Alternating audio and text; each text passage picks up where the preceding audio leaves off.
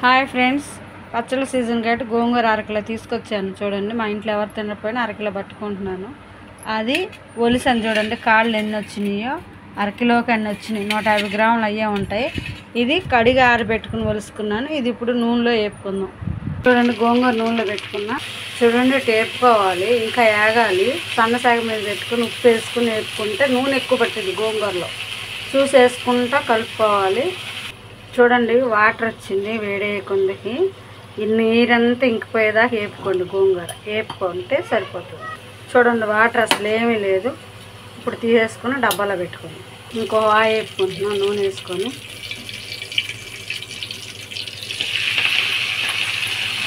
చూడండి, ఉప్పు కూడా వేసేసుకుంటున్నాం.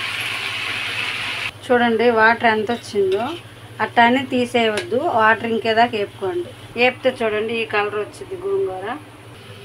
ఒక పసుపు వేసుకుంటున్నాను వేపుకునేటప్పుడు. అరకిలో వేపితే చూడండి గిన్నెడు అయింది. ఇప్పుడు ఇది స్టోర్ చేసుకుంటాను నేను. చూడండి, ఇలా స్టోర్ చేసుకున్నాను అనుకోండి. ఇప్పుడు గోంగూర పచ్చడి తినాలనిపిస్తే ఎప్పుడు ఇలా స్టోర్ చేసుకుంటే ఎండాకాలమే దొరికిద్ది కాబట్టి పొడి గోంగూర ఇలా స్టోర్ చేసుకున్నారనుకోండి, కాస్త పండుమిరకాయ పచ్చడి వేసుకొని తొక్కుకొని తాలింపు పెట్టుకోవచ్చు.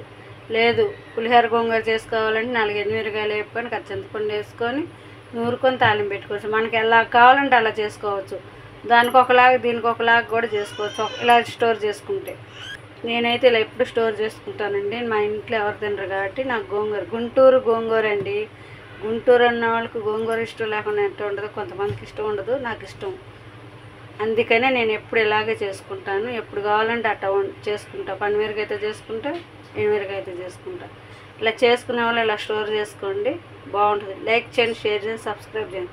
Thank you friend. నా వీడియోలు చూడండి ఫ్రెండ్స్. నేను చాలా కష్టపడి చేస్తున్నాను. ఇది వీడియోలో చూసి నేను చేసింది కాదు. నేను ఏది చేసినా నా సొంతంగా చేసేవే. Thank you friend.